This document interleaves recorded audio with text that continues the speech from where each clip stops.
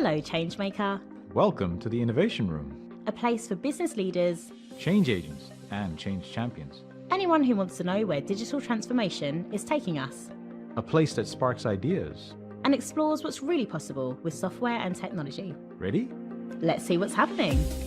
As an enterprise agility expert at ThoughtWorks Technologies with over 3 decades of experience, my guest has been instrumental in assisting organizations across all 6 continents to navigate the complexities of change. He brings his profound understanding of transformation and enterprise agility to our conversation today. Together, we will delve into the crucial challenge of measuring success in the fast-paced and ever-changing digital landscape. In this era of constant adaptation, he will help us expand the ROI concept to return on change through his unique perspective on organization, evolution, agility, and the future of leadership. I am Somayeh, CEO of Geeks, and I'm excited to embark on a journey into the hypothesis of value with our guest, Sunil Mundra of ThoughtWorks. Welcome to the Innovation Room. Hi, Sunil. Thank you so much for joining me in the Innovation Room. Shall we start with a bit of introduction about you and what you do and your passion in the world of technology? All right. Thank you, Somayah, for this wonderful opportunity to have this conversation with you. My name is Sunil Mundra. I work currently for ThoughtWorks Technologies. We are a global software consulting and delivery organization. I have been with them for 12 and a half years. Total of 33 years of experience, of which 22 years is in the IT industry. In the last 12 and a half years, I have worked with leaders and organizations and teams across the world to help them with embracing agility in their organizations to deal with the fast pace of change. So my expertise is in the area of enterprise agility, leadership coaching, organization change. That's what I work with, and I have worked at team, program, as well as enterprise levels. Currently, I'm based in Singapore. I've had the opportunity to work with clients across all 6 continents and also spoken at conferences across all 6 continents. My current area of interest is transformation, and also how do we move to the next frontier, which is making organizations evolutionary. My other area of interest is dealing with complexity and how can leaders deal with complexity in a better way, because that is an integral part of the environment in which we are in right now. Wonderful. Thank you for the great introduction. And before we get into different areas of your expertise and driving the innovation conversation, we have a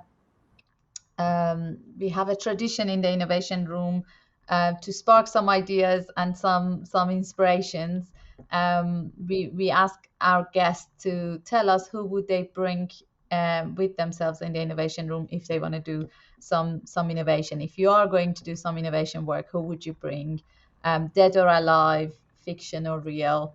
And it can be more than one person if you wanted it to be. Right.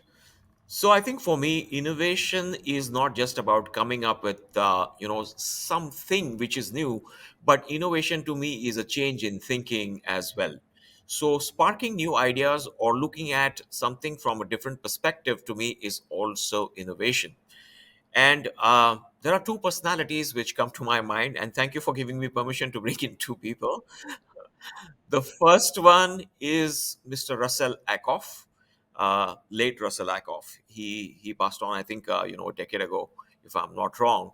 And he is the person who brought in the thinking about systems thinking. And I think that to me is revolutionary from the time that he started propagating systems thinking, because we were all rooted for many decades in this approach to reductionism as solving a problem and not looking at something holistically. From a management perspective, maybe there are other professions like a medical profession which looks at it holistically. But from a management perspective, our approach to problem solving has always been through reductionism. And I think his thinking or his orientation towards system thinking, I think, has been revolutionary. The other person who has taken systems thinking and complexity also to the next level is Mr. Dave Snowden, who is the creator of the Canavan framework and the four domains which he has created in terms of how do you approach different situations. Actually, there are five, but and the fifth one is something which is a little bit difficult to explain. So I'm just going to keep that away for now. But his domains of obvious, complicated, complex, and chaotic, and how do you approach those situations, to me, I think has been path breaking. For me, that framework in terms of being able to differentiate between complex and complicated has been a huge revelation and an enabler for me in my consulting work. So these are the Yeah, two people who have influenced my thinking in a yeah. very different way, and I would love them to be with me in the innovation group. Cool, wonderful. These are when you were talking about them, these are the characteristic of ever evolving and ever becoming more sophisticated and complex world we are living in. So I think we will drill into those concepts as we speak. If we start with because you do a lot of work around complexity and making decisions or driving innovation and digitalization in the complex system, complex organizations, and so on. So, in the world we are living and in the ever evolving, ever changing, specifically with the advancements of AI, what would you say that the businesses have to be preparing? What is their way of being preparing, or what kind of muscles they need to build to be able to lead and operate in such environment? All right. So let's sort of uncover or unpack what is below this fast changing environment, right? First is there is a lot of VUCA, as they call it, right? Volatility, uncertainty, complexity, and ambiguity. Now, again, what does that mean in real terms? Okay. In real terms, it means that there will be situations which are absolutely unprecedented, which leaders would need to face, right? COVID was a great example of such a situation, right? There are situations where uh, a small player can come and disrupt the whole industry. We have seen that happening with Uber in the transportation industry, with Airbnb in the hospitality industry. We have seen so many fintechs come and disrupt in the banking and finance industry as well. So you don't need scale to disrupt. You just need an idea, and if you use the technology in the right way, you can cause a disruption.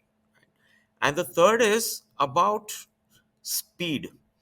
Yeah, today it's not about scale, it's about speed. So how quickly can you sense, can you adapt, and can you respond? uh, that to me is the key to dealing with a fast changing complex environment. And I look at these three capabilities, the ability to sense, adapt, and respond, as the core capabilities of agility, which is what I believe enterprises need to have, and they need to enhance it. Now, every living enterprise does have agility. It's like every human being who's alive does have some form of health. But the Mhm. point is, in a fast changing environment, can you improve on those capabilities? The ability to sense, the ability to adapt, and the ability to respond. I How do think, you even, if I just interrupt here, how do you even measure? Because you say every organization has some form of or some level of agility. If somebody who's listening is interested to know, how do I even measure how agile is my business? To even think about how can I improve it, and is an organization as agile as average in their industry, or yeah, more or less, or compared to other industries? Like, how do you even measure that? right. So, in my book, I have called out 8 parameters which Mhm. distinguish organizations which have less agility or which are struggling to deal with change versus those which have greater agility and who are dealing with change in a better way, right? And again, right, in the interest of time, I may not be able to go through all of them, but the parameters include profit orientation versus purpose orientation, right? Profit is important, but data, empirical data shows that organizations which are pursuing a purpose are actually generating better profits than those which are solely pursuing profits. Okay. Does it The make other, them more agile then? So let's just pick that one. So if you're chasing profit versus you're chasing a purpose, chasing the purpose makes you more agile. Why? it is not something which makes you more agile. What makes you more agile is your ability to sense, adapt, and respond. These are the characteristics which will show up, in terms of indicators of greater agility or lower agility. Okay. Okay, so these are actually in that sense lagging indicators, but they tell you All the right. direction in which you need to shift them. Yeah. Yeah. And do you have any examples of the organizations that are either way and for us to get a bit of comparison? For example, if you look at an example like Google, for example, right? Now their purpose is to organize and provide information, in a free way to people, right? That's a purpose which is there. Okay, so I think again, a purpose is important because in a complex system you have people cohere around the purpose. When people work for a purpose, the motivation is definitely higher. So organizations which have a purpose which is external facing, right, those organizations are showing greater agility, or that's an indicator of they having better agility. Again, that's just one parameter, there are 8 of them, Mm-hmm. right? What And you other look, ones can you give us a bit like a can you share a few more of those parameters? sure, you look at leadership, right? Mm-hmm. It Mm-hmm. is command and control type of leadership versus an empowering style of leadership. Okay, that's the other one. The other very important one is role of technology, whether it is treated as a strategic function or a tactical function. Mm-hmm. Okay, And how do you, so let's take that one because it's more, or I might be biased, I'm a technologist, but I think it's more tangible to measure. Like, is technology is considered a strategic matter in your business or is it a tactical matter? So how does an organization look at themselves to measure that? okay. So I think there are 2 or 3 parameters based on which you Mhm. could look at. One is from the technology budget, right? How much are you spending on newer initiatives and newer products, right? How much are you spending on experimentation? That's number one. Second is in terms of your product life cycle, in terms of your product ideas, how much of technology is part of your strategic decision making, right? That's the other one. Third is the collaboration between business and technology. Are they speaking the same language? Do they have same outcomes as success criteria for both these functions, in the sense that they're sitting on the same side of the table and not on the opposing sides? So, Very interesting stuff. And how because I have seen it in action in the businesses that I have been exposed to, that when it is a strategic matter, it does makes them more agile because it's at the right level of the organization. So when the organization needs to pivot, because for example, technology, if it is at the top table, if it is represented at the strategic level, the organization is able to move faster and easier than when it's a bit tactical and then an opportunity comes along. By the time that it gets to the senior leadership, by the time they understand the impact and then organize themselves, it takes too long and it becomes a bit too slow. Is that exactly. your view as well? It is my view as well. And I think technology today is not just something which a CEO or a CFO can say, that's not my problem, talk to the CTO or the CIO, right? For me, ideally, I would like to see technology representation at the board level itself. And I am disappointed that Mhm. very few organizations have technology represented at the board level. Yeah, we are technologists. We want to be presented everywhere, don't we? Um, so let's take it to slightly more extreme or more interesting, more on top of the news area, which is the AI. So if businesses are thinking about how agile they are, how quickly they can pivot when opportunities arise. This is a really interesting time to assess, to experiment, and to see like where they are and how they are behaving. So if you take AI and the new advancements with generative AI specifically, how what are the signs of a business who is more agile and is able to deal with the complexity in a better way, in a more agile way? What would be the signs? How would they behave with an opportunity like generative AI appearing, which is a bit too big? Sure. So there are technological shifts which have happened in the past and which are going to happen in the future as well, right? Mhm. And AI is one good example, which is current, and we can definitely talk about that as an example. But if I were to say that, how does a business leverage technology? Because that's going to keep changing, newer technologies are going to keep coming. So technology today is available to everyone. So it's not a scarcity of technology or an intellectual property that's going to give you the competitive advantage. Okay. What is going to give you advantage is how do you see that technology being adapted to your offerings, to your value chain, in terms of unlocking value for your customers, for your businesses, for your employees, for your partners, for all the stakeholders that you're connected to. And if you can see and find a offering where you can use that technology to unlock value, and again, people struggle with defining value, right? For me, value, the best definition that I have come across, and this is not mine, by the way, but I like this definition very much. Value is removal of a barrier for me. Okay. The barrier could be of price, the barrier could be of ease of use, the barrier could be accessibility, the barrier could be a better experience, or anything more than that as well. So, if you can use a technology to make things better for your customer, for your employees, for the organization as a whole, then that is unlocking value. And how do you use that to build it into your offerings is something which is very context specific. So what an agile organization would do is run some experiments with that technology, create some basic offerings, take it to the market as quickly as they can, right? Because today your competitive advantage is not your scale, it is your speed.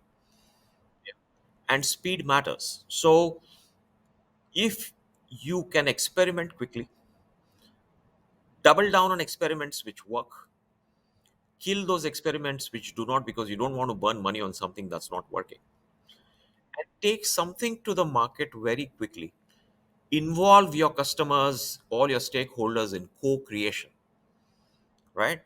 Then that is how you will be able to see how best you can leverage that technology.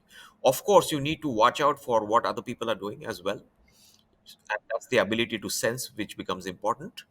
But your ability to adapt, your ability to pivot quickly, your funding models, your initiatives that you're betting on, and your ability to take those things to the market quickly, right, in terms of response, I think that to me is how organizations can leverage technology. So we are too much focused on taking a big bet on something. And for me, I think any technology is something which is an unproven until you take it to the market with an offering for your organization, right? So my contention is that any intervention in a complex system is essentially a hypothesis.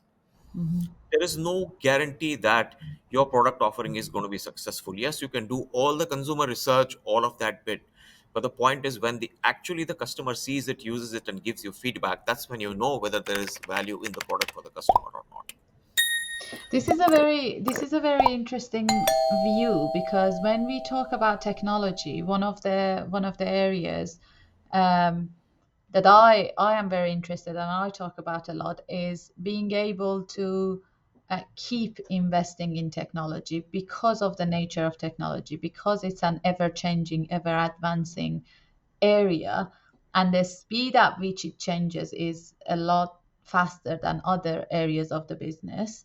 Um, then the businesses need to be equipped in understanding how to measure, what to measure, how often to measure, um, the KPIs or indications that would show that they have made the right decision and they're getting value. If you speak the value language, they're getting value, they are creating value. And the easiest way, or the first way that comes to mind for most businesses, is the ROI, the return on investment. How much money did we spend, but how much revenue grow, or how much profitability grew? Whereas I have a completely different view, because I think there are different elements you can measure, that it's not necessarily going to translate into revenue directly. It would impact, ultimately would impact the revenue or the profitability, but there are a lot of other aspects that can be measured. For example, I think how do you measure, and they are more complex to measure. So how do you measure the value of your brand? If you do something that is going to make your brand more valuable, how are you measuring that? Or how do you measure your how you're being perceived by your clients, the trust level that gets created, or by employees, like the trust level, or the how appealing you are for your employees to work for you. So there are other elements. You mentioned some of them as well when you were talking about value. So how do we measure them? How do we, because I struggle to come up with a list of to say, like, these are the 10 things that you can measure, because the more I think about, the more elements I can come up with every time I sit down and think about them. Or every time I need to do that for clients, I'm like, oh, this is we can measure this in a completely different way. Yeah. So what are your thoughts and experiences around how do we measure the change or the return on change that is a result of applying technology? Right.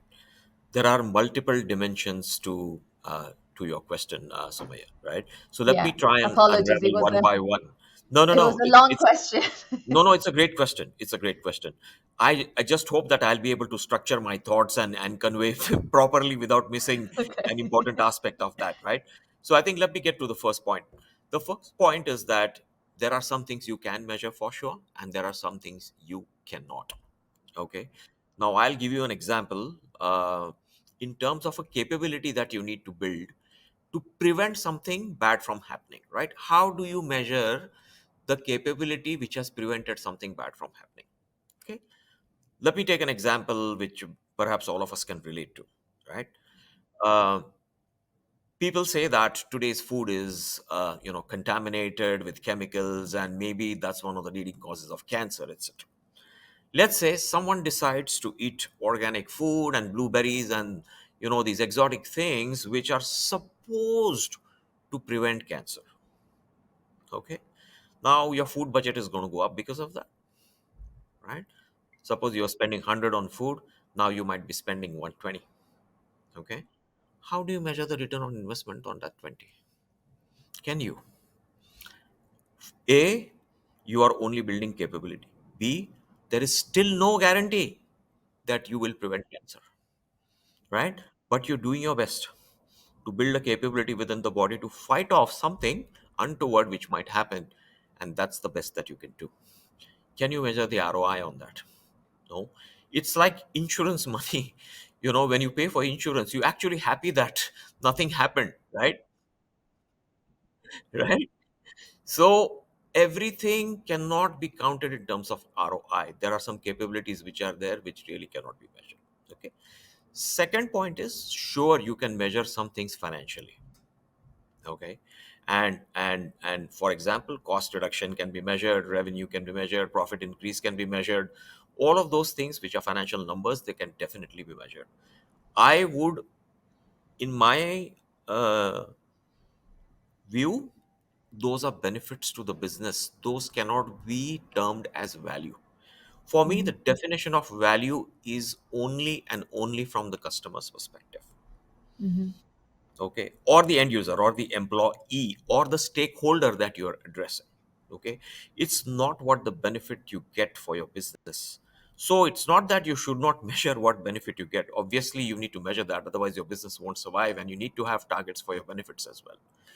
But the point is, those benefits will accrue from the value that you deliver, and you have to take that leap of faith in terms of delivering value, which will yield you those benefits, which you are aspiring for. Um, so there are capabilities on where you can measure value. Customer value, how do you measure? Yeah, there again, right? Customer satisfaction is one broad way you can measure. It's a non-financial indicator. But if you go below that, right, you can have specific measures. For example, you can talk about you know any specific digital channel which they have, you might have introduced for the customer, right? How is the customer engagement there? Has it made processing time easier for the customer, right? Has it made uh, you know uh, a variety of other things which made available to the customer? Is that digital channel enabling a seamless transaction experience across multiple channels? And is the customer happy with that? So those are the things that you can measure at the customer level. And of course, at a business level, you can say, okay, we have invested so much in the digital channel, and that has given us so much incremental revenue, or so many incremental customers, or so many customer retentions have improved because of those channels that we have introduced, right? So you can measure those things. And again, many of these are leading indicators, some of them are lagging indicators. You need to measure a mix of both to be able to see where you're going. Well, it's I really interesting hope because that answers that question in terms of it value. does, it does, but and also it takes um makes me feel about another question, which so what you're discussing, we do that for our clients in a form of North Star, and that's not product, no, because you do North Star for products, but we do North Star for organization, as a whole. Like, what is the North Star of your organization? What do you want? Which the definition of North Star is basically what value you're adding to your end user, your customer, your stakeholder, basically. And every North Star has feeding, indicators, leading or lagging, like they have the. Um, so that sounds like North Star, or what we do is one way of keeping the business aligned in terms of their investment in technology, and measuring the initiatives that they do, because Hmm. it gives that flexibility while it keeps them focused. Hmm. Is there any other alternative way of doing that you have come across?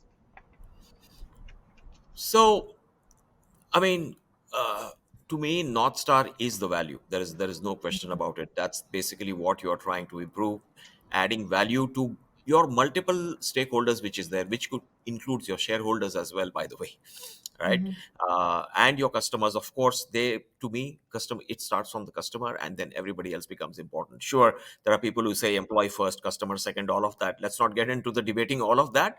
I think all stakeholders are important, and it's not an either or situation. An organization is and can be in a position to add value to their multiple stakeholders simultaneously. That's not a problem. But to me, I think there are indicators which lead to that, which should be measured as leading indicators, right? For example, quality could be a leading indicator of customer satisfaction. But your test coverage, talking of it from a technology perspective, that's a good indicator of quality, right? So you need to be able to measure indicators at different points in your value stream, and see where is uh, the stress point, or what the potential failure point, right? And where is it that you're falling behind? Because if you just look at, say, for example, quality is a problem, right?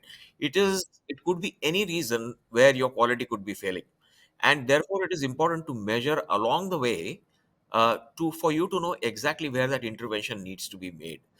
The second point is, when you are measuring something, and this is a feature of a complex system. If you try to optimize one thing, or if you go for just one goal, there could be unintended consequences. There are so many examples where you set a target for a particular number and people achieve that number, but something else gives in very badly, right? So I always suggest looking at a balanced set of indicators to see whether the indicator is really making progress and it is not coming at the cost of something else, Yeah. right? Yeah. And if you set targets, right, for indicators which are in isolation, then you are most likely going to end up with unintended consequences, where people will achieve that number but something else will give in. So we need to be careful about that. I think that's a very interesting point because it also then links back to agility of an organization, because you would set a certain set of indicators that you're measuring for the initiative or digital initiatives that you're implementing, and then if you realize actually it's not taking the organization to the right path and something else is giving in, if you're agile enough, you would be able to make corrections and course correct and come back to the path that you're intended to be on. Absolutely. And again, measuring something from a reductionist perspective again can lead to a lot of pitfalls. I'll give you one Mhm. example where we worked with a client and they said, look, our product life cycle is way too long, our idea to cash cycle is just way too long, we are not able to get our ideas to the market quickly, and we believe that the IT function is a problem. Okay. Now when we did the analysis of the idea to cash life cycle, it turned out to be about 20 months, okay, of which IT was taking only about 5 or 6 months. The rest, 14, 15, 16 months, was spent upstream, where the idea would come in, it would just be there. Then there was a budgeting cycle, then prioritization, then allocation, etc. So the problem, apparently, what people thought the problem is in IT, actually the problem lay somewhere else. So taking that systemic look, and this is why, I highlighted the role of Russell Ackoff in bringing that systemic thinking, is to really look at and see from a end-to-end perspective, what is that metric telling you? Mhm. So your lead times, your cycle times, your end-to-end times for your value stream from idea to cash become very, very important in terms of measures. Yeah. Many times I come across organizations that they think they need to change their system, and when we do our strategy work and we do our diagnosis work, we realize actually people are not even using the system that you think is a problem and has to change. It's a different problem in a different place. So absolutely, I think you're spot on that. You mentioned, as we were talking, you mentioned your book. Can you talk about that and mention the name so we can make sure that it's also referenced for our listeners if they are interested to read your book? Sure. Thank you very much for prompting me on that one. So my book is titled Enterprise Agility: Being Agile in a Changing World, and it got published just close to 5 years ago on 29th of June 2018. So I'll be completing 5 years, a few days down the line. The main premise of the book is that organizations were and are complex adaptive systems, and they should be modeled and treated as such. What has happened because of the manufacturing mindset, which was good in terms of the industrial revolution and the prosperity it brought, and the Tayloristic principles of thinker doer separation, those principles applied to mass manufacturing. Those principles applied where people were enablers of machines. But today we are in the era of knowledge work. And even manufacturing companies like Toyota are now realizing that they need to harness the power of the people, right? Uh, I'm sure you and the viewers will know that Toyota has what is called as the and-on cord, yeah, where if I am a factory worker and I see a problem, right, I should try to solve it myself. If I cannot, I should get my supervisor to solve it with me. And if the problem still cannot be solved, I am empowered to pull a cord and stop the entire production line to solve that problem, right? So we are now dealing with complexity. We are not dealing with an era which is fixed, where past solutions could be replicated, where you could optimize for predictability and certainty.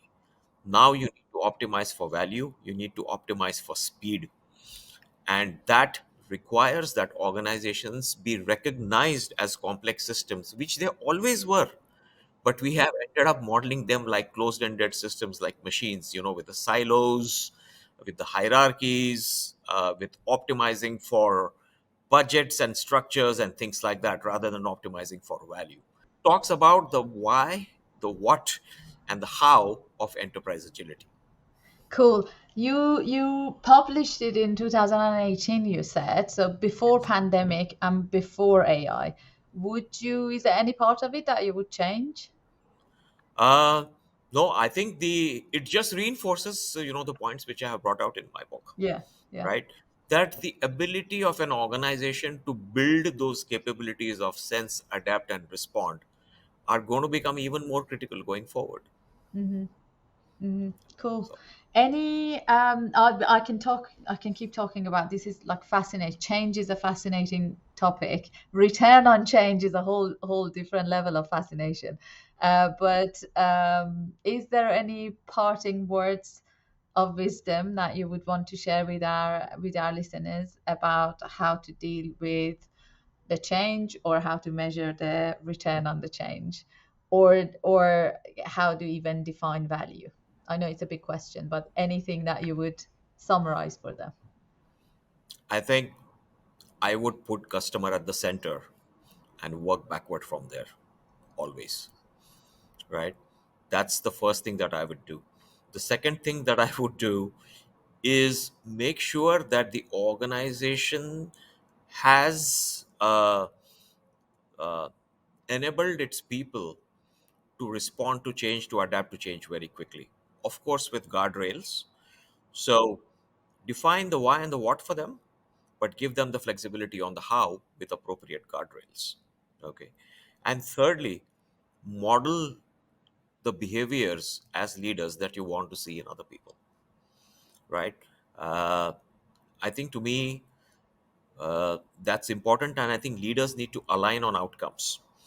Today, what we see is that because of the silos and the fragmentation, uh, there is no alignment on common outcomes. People are just happy to optimize for the budget or optimize for their function. That will need to change. And that's where the systemic approach needs to come in. So there is not one thing that I can leave the leaders with, but these are the 3 or 4 things that I would say we need to do.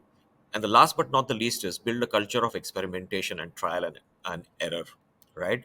Because in a complex system, as I said, every intervention is a hypothesis. Even Mr. Dave Snowden, when he suggests an approach for a complex domain, his 3 words are probe, sense, and respond. Yeah. And the probe means that you got to try something, see if it works, and then act appropriately. Yeah. I call it imagine. Like the first step, I think it's like just be able to imagine what it could be, and then Yes. test to see what it can be, and then if it can be, and then adapt, and then make it a mainstream.